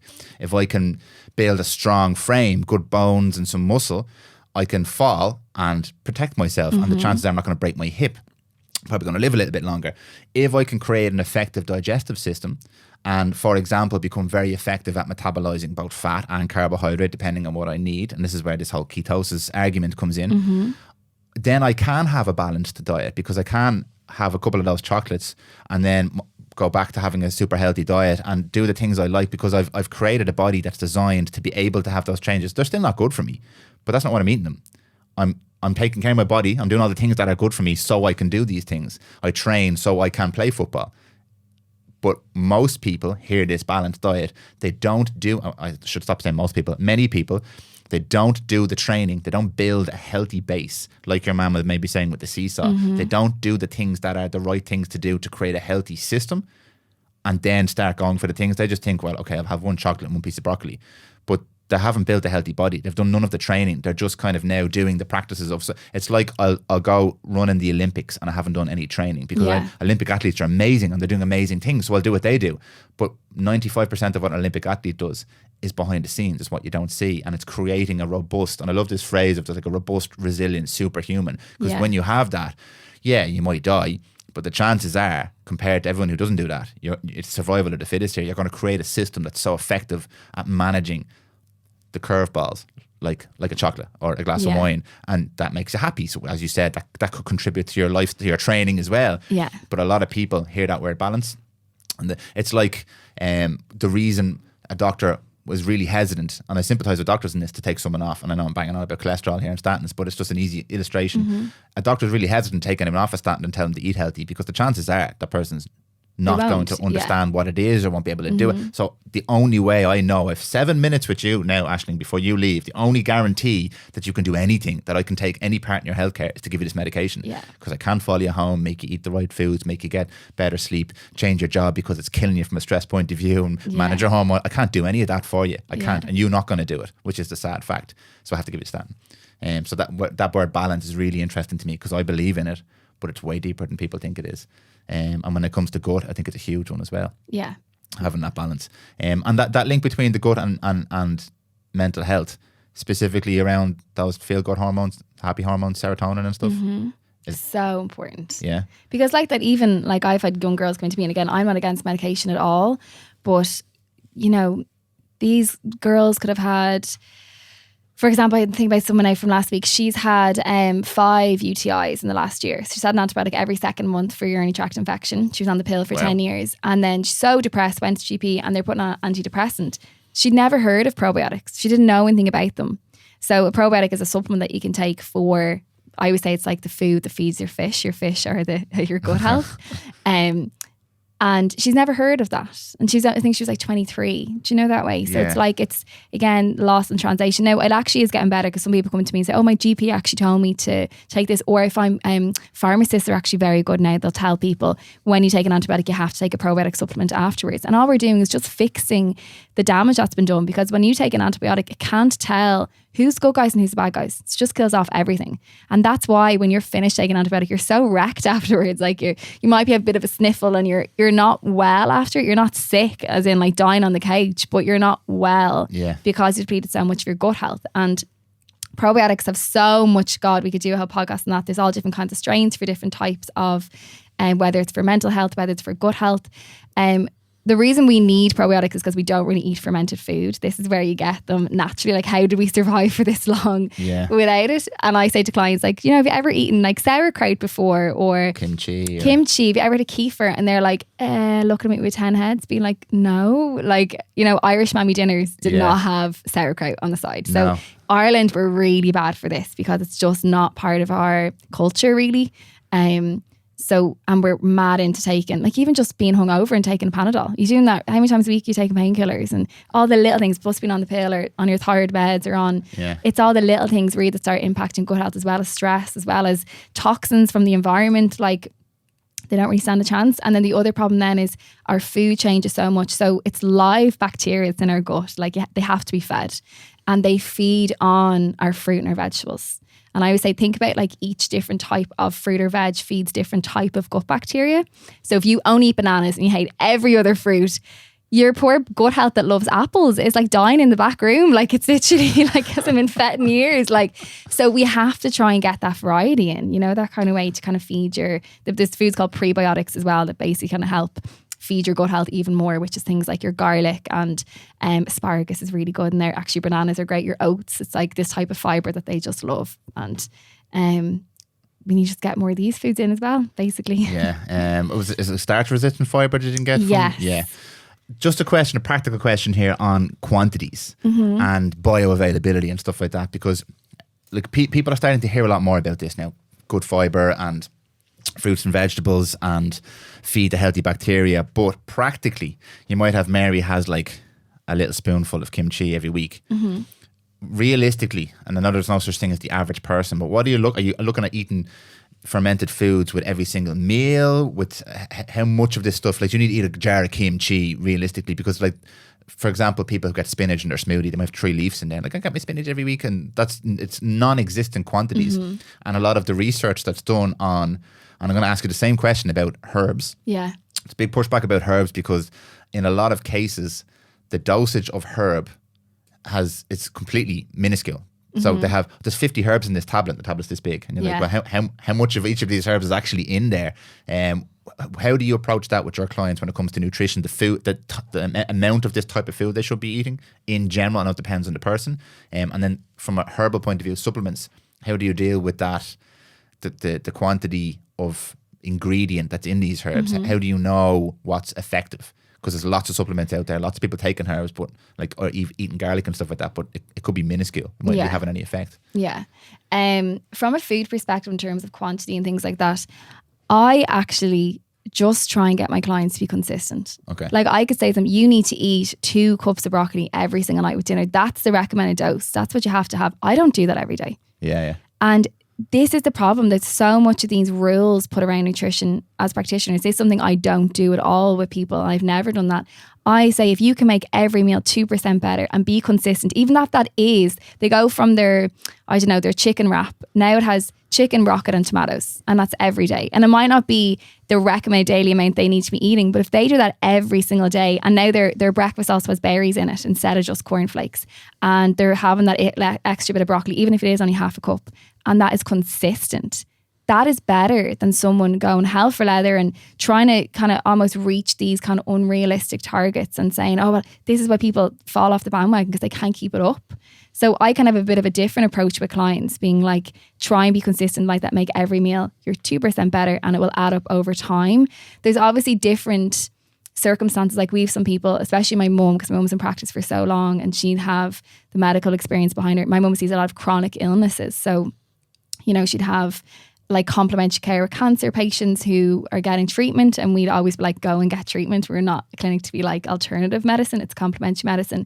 And for those people, we're saying, no, you need to get loads of greens in and make extra juices in between meals. And we're kind of coming at them guns blazing a little bit differently. Like their garlic, I think it's 4 cloves of garlic is 1,000 milligrams. You know, that way. And garlic's like enzymes are only activated after they're chopped and it's killed by heat. So we'd explain to those clients, you know, chop it up first, say you're making a soup, and put it in very, very last, and just don't be boiling it to death the way, like, you know, you roast your garlic with your in the oven, like you're just getting the taste, you're not actually getting medicinal properly. So there's kind of different categories of people that we see for that. But anyone listening who's saying, like, I don't like broccoli, I couldn't be eating a cup every single day, just start off small and be consistent, and that will stand to you way more than going back and forth saying, right, I'm starting on Monday and Monday and Tuesday you're great and you're falling off again by Wednesday. In terms of herbs, It's kind of an interesting one for me to answer because I don't use supplements of herbs, because we use herbal tinctures. So the way our clinic work, we get them all as like individual liquids. So we get like stock bottles, like litres of all different types of herbs. They're made in the UK and in Ireland, where they're grown and they're pressed and they're in alcohol. So they're really concentrated herbal extracts that we use. Okay. So, you know, we make up clients, say we make up personalised tonics. So usually 300 ml bottles, okay? And in 300 mils, I could put 50 different herbs for you, all in one bottle. It's a unit bottle. It's like that. We've 300 herbs to choose from. Some are for acne, some are for anxiety, some's for increasing your testosterone levels, some's for dry skin, for heart palpitations, for headaches, and we make up personalised tinctures. Every single person we see is a personalised tincture. We don't do generic formulas for energy or for mood. How can Barbara, who's 90, and you, who's 30, have the same something for mood or same tonic for mood? Yeah. So our herbs are stronger, they're more potent than capsules would be, and obviously because they're liquid, they're easy to absorb as well. So I've never gone down the route of herbs in capsule form and knowing kind of dosages in that sense, because I've always been so lucky to have my mum's clinic. In terms of supplements, just get good quality supplements. That is actually really important in terms of bioavailability. Like if you've vitamin C and the first ingredient is like calcium carbonate, like that is a problem. You know? Yeah. It's something actually, it keeps coming up lately. I spoke with Fergus and CBD, same thing. Spoke with Owen Lacey recently about the immune system, same kind of thing. It's about small, consistent. Yeah. It's about understanding the part that it plays in the bigger picture, as opposed to, because I sometimes use like a vitamin as an example. You don't expect to take a vitamin and feel amazing the next day. Yeah. It's a consistent process where you're changing how you live your life. It's not a diet. It's just it's what you do now. You now do this thing to supplement your lifestyle, to build this machine we were talking about before. It's something you now just do going forward. It's not like, oh, I'm going to have to eat broccoli for the next 3 weeks.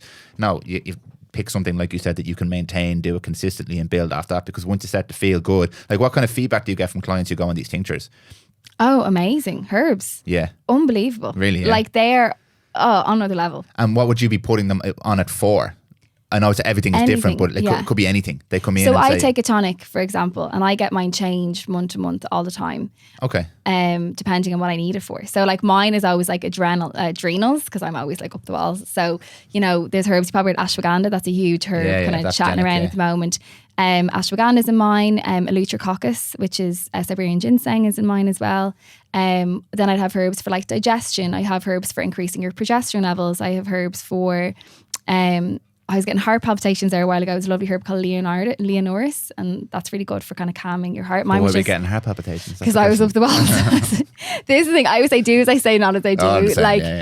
It's nice working with your mom as well, because like obviously we're business partners. My mom's like, Ashing, you need to sit down there. Like she literally whipped me into shape sometimes, because it's when you're running your business, it's so different. Like, you know, that kind of way you never stop. So they're so personalized like that. We've 300 herbs, and for me again, like I don't need to do herbal medicine right now. I just said I have no appointments till March. So it's not me doing it because I'm like, oh, this is a great little lucrative like money making business. I know it helps people. And if my mum decides to retire, I can't sell herbs anymore. You have to be a herbalist to sell herbs in Ireland. The way we sell herbs, a lot of things, you can go into the pharmacy and buy chamomile, like, but you can't get the ones that we use, you know, that kind of way. And why is it the delivery method, or is it the concentration, or what is it about it that's? Because it's a medicine. Like I've done 2 years of herb medicine training. I have to do 500 hours of clinical practice before I can dispense herbs. Like it's a medicine in itself. You can't just, and you can interact with different things. Like you have to understand how they work in order to actually give them. So some of them can be dangerous in itself, and that just goes to show that they work. You know, that kind of way. Like I always think it's very interesting that, you know, doctors or the medical industry are very quick to say, oh, they don't do anything, and yet also say, oh, you can't be taking herbs if you're pregnant or if you're this or with. And I'm like, I thought that didn't work though. Do you know that way? It's a common game that's played. Like, it's funny in that sense. We want to make our money, but we don't want to get sued. So yeah. So it's on another level when it comes to herbal medicine. It really is. I'm studying it because I know it helps people so much in what they like. For example, you know, someone can come back to me, like there's really good herbs for thyroid and for heavy periods.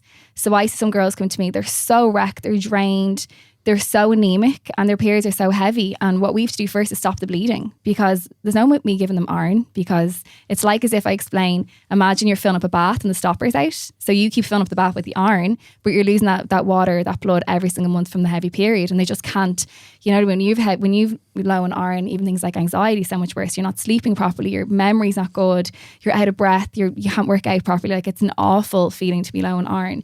So there's certain herbs that we can give to reduce bleeding. Like there's one called Capsella, it actually can constrict blood vessels and it makes periods lighter. There's nothing in medicine that does that. Like, so clients come back to us 8 weeks later and they're like, my period is so light, I can't believe it. Like, I feel so much better. I've gone to the shop now, I made that food now you were talking about, and I did the walk, I feel so much better. It's like we give them the extra support that sometimes nutrition can't give on its own. It's like as if I say to people, it's like as if you're trying to climb a mountain and I'm just going to get you to the top. And when you're at the top, you can stay there yourself. You know how to get there, but you just can't. You just no energy. You just can't get there on your own. So that's what we try and do with people.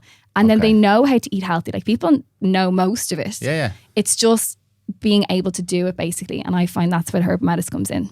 That's a really great point. I'll have to get you a tonic. Yeah, absolutely. Yeah, I'm sold now, definitely. Yeah. It's a great point that you made there, because it's one of the major issues is most people know and want to get better. And I always say this, I don't think people are stupid or ignorant or anything like that. I'm very privileged to have been in this world, have access to this information, and obviously having conversations with people like yourself.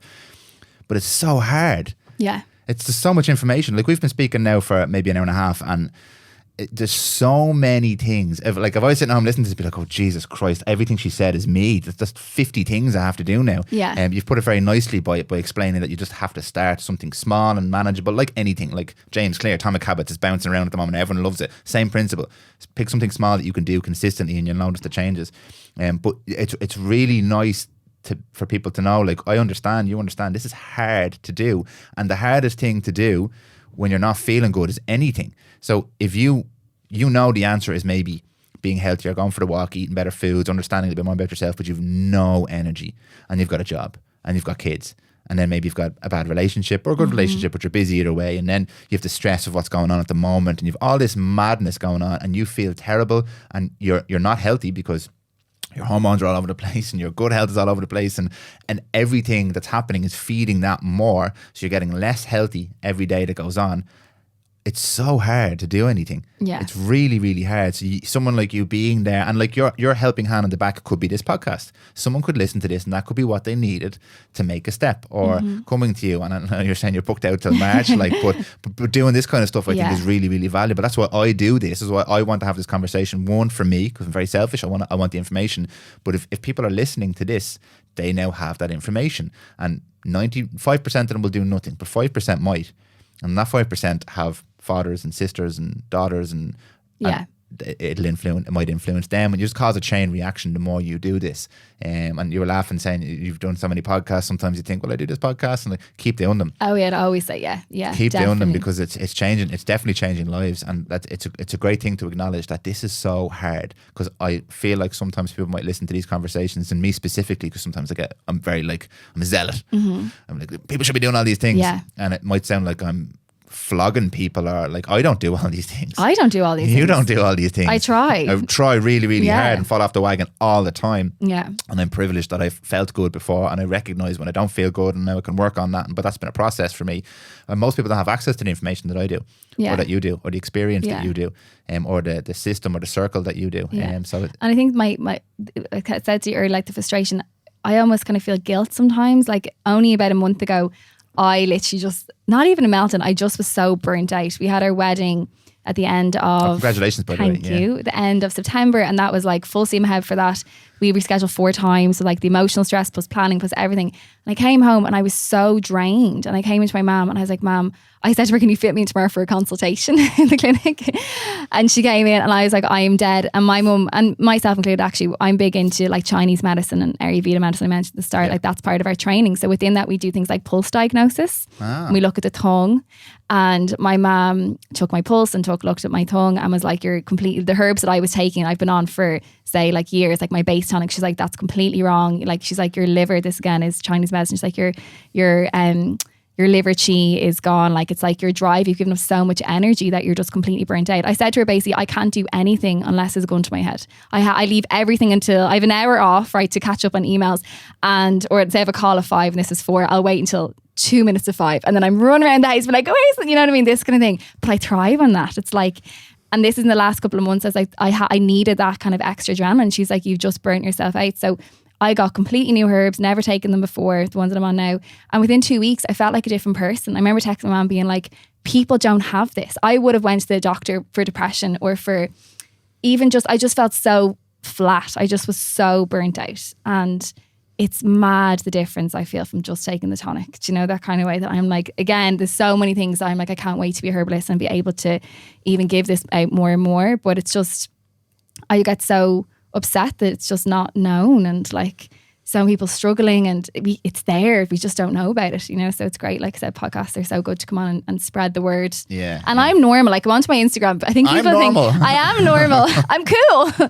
But I think people think me talking about herbal medicine, like I actually like I love my nights out, I love my glam, I'm like just a normal Irish girl. Like I'm not someone who, you know, is living in the Dublin mountains, and not there's anything wrong with that, but I think that's what people think when they think herbalism, like a shaman coming down. And like I'm a normal like 30-year-old girl like anyone else, like sitting here with my fake tan on, and I can still do that and respect the knowledge that herbs have and how much it can impact us as well. Yeah, if that makes sense. It makes perfect sense. And the reason I really feel what you just said there is because I'm obviously not doing the same thing as you, but I feel in a similar position because my lifestyle choices to some people I know would seem alternative, but I know a lot of people in the alternative community or complementary community who my friends and peers would never go to because they look like your stereotypical shaman or your gypsy woman with magic feathers and stuff like that. But I know from first-hand experience that there's massive value and knowledge and expertise and wisdom in that community. I now obviously know more about herbs than I ever did before. And like you tell any, again, I don't like using these words, but normal person who doesn't have access to this information, they're never going to go there. But they might listen to my podcast because I'm a fairly normal guy and I my circles, I play football and go to the gym meet most of these guys. And I'm finding it so interesting over the last maybe 7 or 8 years since I've been in the functional medicine world. The people who would have thought, no one thought it was strange, but the people who were thought some of my lifestyle choices were a bit alternative are now the people who are like, well, what was that thing you mentioned to me there? Or, geez, Anna, listen to your podcast earlier. That was quite interesting about, and I was mentioning psychedelics to you before, and even stuff like that. Like, so by you being just as you put it, a normal gal, but not a boss bitch, just a normal gal. You know, there's going to be a lot more people who look at you for other reasons. They like your Instagram page or the fake tan or whatever that, and then they realize, oh, hold on, what? She's doing something completely different here, but she's still going out and having a glass of wine and doing all the quote unquote normal things. But she's talking about herbs. What's this? And you might just pique somebody's interest, and that I think that's how you do it. To answer the question I asked you at the very start, you're doing it right now by bringing this information to the masses, I suppose, and just presenting it. I'm just here I am. I'm a normal person, but I'm doing this kind of stuff too. And you see that now with the sea swimming and with all this other stuff that people would thought was mad, and they're being pulled and gravitated towards it because I feel like people are looking for more now. They're looking for answers. They're looking for somewhere else to go for information. They're looking for something that they can trust because a lot of people feel, as most of us do, very let down by a lot of different things, and we're looking for other, and we're finding it in each other. And I think that's amazing because we're kind of going back to our roots a little bit with like tribes and stuff. I don't want to go too far down that hole, but that's what you're doing right now. I think it's amazing. Yeah, and it's lovely to see your passion for it too. I don't want to keep it too much longer. I have one more question for it because it's a hot topic, and I'm going to bring you back on because it's something a lot of people don't talk about. And you mentioned obviously the amount of women with issues, and I mentioned the amount of men with issues with sex drive and libido. And it's very interesting as a sociological thing to look at relationship issues now. Yes. How much of an issue that it can cause if a man, for example, thinks that the woman has no more interest in her mid-20s or mid-30s, has no more interest in intimacy or sex or anything like that. And likewise as well with women who the man seems to have no interest or motivation or has performance issues and stuff like that. Is it, does he not love me anymore? Yeah. And I've seen it just from being in the clinic firsthand in hundreds of cases where relationships break down. And it's coming from this. It's coming from all the issues that you mentioned, which are medical, hormonal issues, and it causes relationship breakdown. Is that something that you see? Oh my God, every single day. So significant. It's mad, isn't it? So important. The sex drive thing is a really interesting one because like I get emails, I get Instagram messages every day like, what can I do for sex drive? What can I do for libido? And if I talk about that even on my stories, I get such a huge influx. But there's no magic pill for sex drive. If there was, imagine I said, here's my herbal tonic, it works for sex drive. I would be living in one of those massive houses in Marbella. Like that doesn't exist. If it existed, we'd know about it. Do you know that way? Yes, herbs can support, like I said, testosterone levels, and we can support hormones, but it's completely lifestyle related.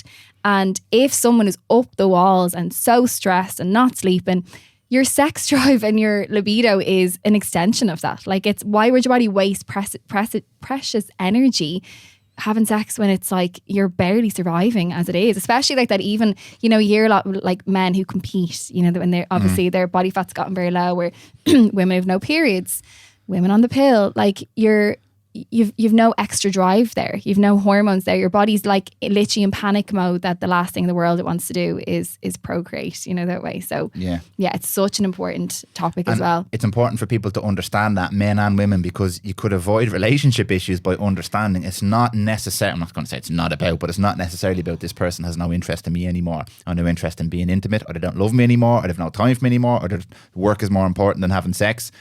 If I feel if more people understood that, as difficult as it can be, and we're a little bit more sympathetic towards that, it would help a lot of relationships. It would help a lot of people. It would help a lot of communities really to interact with each other if they just understand this is not about me. This is about something deeper. Well, I know from working with clients, like, and I think I don't know if I ever put it up on Instagram. Oh, I have it in an ebook I wrote before. So basically I put up a poll and I think like 10,000 people answered on Instagram, and I asked people how often they've sex, right? Now, I think everyone thinks everyone is having more sex than they are, and that's the problem. So girls tick low libido on my consultation sheet, and they're like, oh, we only have sex once a week. But so do most people. When I did that poll, the most common answer was once a week, and then the second one was twice a week, and then I said, how more than 3 times a week? I think it was like 10%. Do you know that way? And suddenly then it was like, oh, actually then you're actually in the minority. Like you actually don't have low libido. I think it's expectation, and it's watching movies and seeing like your friend who just got with like their boyfriend, and like they're obviously in this like honeymoon phase, and that's a whole hormonal issue in itself. That's your body being like, please get pregnant, you know, that way. Yeah. But it's like the perception of it. It's something, again, you know, even talking about mental health and things like that. We don't talk about like sex and relationships. I think is something that's really up and coming as well. I always said if I was a nutritionist, I'd love to be a sexologist. I'm so fascinated by relationships and this kind of thing and sex and stuff. But it's an area that's not really talked about that much. But I know from seeing clients that it's just something that we don't realise it actually is normal, but we don't think it is. Yeah. You know? Yeah. And to add to that, normal, like the numbers are fine and they're a good indicator, I suppose, but normal for you could be different than normal for me. Yeah. And the only way you'll know that is if you look at all the other aspects of your life and say, is everything in order? Because the only way I can judge if my desire to have sex is normal is if I've taken care of everything and I know there's no underlying issues, because I've no way of knowing if it's poor nutrition or anything, because I'm not doing anything about all that. But if I'm doing all of that and now I have an issue and I think it's not normal, or I don't want to have sex ever, then that's something that you can start to look at the numbers and compare yourself to, maybe. But like there's so many other things, and again, I just think it's so important to talk about, because so many relationships could break down over something like this. And then obviously, and we won't get into this now, but obviously then you have all of the external factors like pornography and all that kind of stuff as well, that adds more complexity to these situations. If someone doesn't feel desired or wanted, or there's comparison, or there's distraction or chasing dopamine, it's so nuanced. It's never one thing, but it always gets boiled down to he doesn't love me anymore, or she doesn't find me attractive anymore. Yeah. Maybe that might be the case, but I think there's so much more nuance around it. No, definitely. So much more nuance around it. Yeah. Actually, I'm not going to keep any longer. We could talk all day. We could talk all day, and I'll probably ask you to come back again and we'll cover some of those other topics you mentioned there. But absolutely fascinating, really fascinating stuff. You're so obviously experienced, but you're so passionate about this, and it comes true. And I love seeing that in people, because even this podcast is something that I can hand to people now. Yeah. As not a guide to do anything, but a point of reference, something to listen to give you some reference and perspective on your life. And maybe you've probably talked about 50 different things a person could potentially look at in their life if they're feeling not good. Yeah. Literally as simple as that. If you're not feeling good, yeah. here's a place to start. Like, you can have a look at all these different areas. Yeah. Plans for you going forward now. You said you're busy up until March, but in terms of the big picture for you and the company. And big picture. So I'm launching the AoK Nutrition Gut Mind Clinic in January. So I have 2 nutritionists I'm taking on board to focus on that. Because I always say, like, my thing is hormones. I love gut health, but I'm not as passionate about it anymore. I know where my expertise is used. Okay. So 2 women coming on board. They're so passionate about it. I'm so excited to have them working alongside us. And I'd love to create like a long-term goal, like loads like that, little pockets of AoK Nutrition, whether you want to come for like fertility or you want to come like that for cardiovascular health, or you just get really good nutritionists that are as passionate and able to help people. So the first goal is January, get that up and running, and then finish Herbal Medicine. Oh my God, I can't wait for that just to be over. My brain will be so quiet and I'll just be like... You'll find something else to fill in. And then I'll be a herbalist. And yeah, I don't know. Like, it's exciting. Like, it's good to be in the industry. So yeah, we'll see. When's the podcast coming out? And the podcast, yeah. And if people want to find you, reach out to you, obviously the clinic and the Instagram, where's the best place to go if they want to? So AoK Nutrition is the best thing. On Instagram. And my website's AoK Nutrition, and my Instagram is AoK Nutrition as well. Okay. Yeah. And just a practical question to ask you. I know you're very busy and you're booked out. And if people can't get in to see you, where's a good place to start if they can't come and see you straight away? I always feel bad about this as well. I do have a lot of highlights on my Instagram, so I try and cover a lot of information there. I also try and do webinars every couple of months as well. So I have like one that's really popular with women called Breaking Up with Birth Control, whereas like they've been on the pill 15 years and they're absolutely terrified basically to come off it. So going through like, you know, the best ways to come off it, other contraceptive methods, what to expect, how to balance your hormones, supplements, all that kind of stuff. So I ran that. The last one I did now was before summer. Obviously the wedding was a bit of a mad during the summer and everything like that, but that I tried that as well a couple of times per year just to try and give people the information. Okay. So yeah, just keep an eye on my Instagram and you can have a look at all the different things hopefully I'll be putting up now in the next couple of months. I love it. It's just time. You just need to clone yourself. I think that's the biggest thing, isn't it? But when you get really passionate about something, when you start to get I have a real fear that I'm going to run out of time before I get all this information and help all these people that I want to help. Like, and when you're really passionate about something, as you clearly are, time becomes an issue then, because you want to work 24 hours a day. But then you also realise you have to practice a little bit of what you preach to, and you have to take care of yourself, or else you're going to burn out and you're not going to be able to help people. It's a different level of stress. Yeah, I find sometimes I'm like, I've so much to do. I've 100 emails and I just don't write back to any of them because I'm like, I can't. Like, paralysis by analysis. It's just, but it's like, what do I? Every single one. Oh, hi, I'm so sorry you're suffering. I'll see you in 4 months. Like I have this like, I don't know how to describe it. It's just it's like I'm helpless. That's actually the best way to describe it. I'm helpless at this moment, so I find it really hard to sit down and write back to DMs, write back to emails, because I know it can help them. I've just talked for 2 hours about how the medical industry is letting people down, and I can help them, but I can't take them. So I'm also letting them down in that sense. Yeah. So until I can figure out a way to help everyone, my mom is always like, Ashley, you can't save everyone. Like, you just need to focus on the people that you're seeing.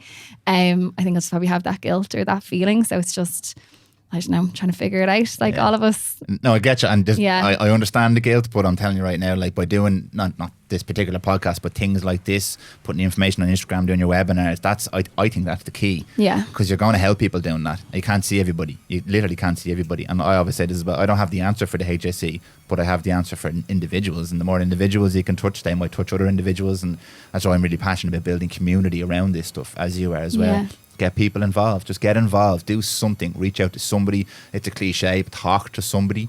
Like, talk to your friend, and the two of you can go through it together or figure it out together. You're not going to be the same, but you'll have support there. That's what's important.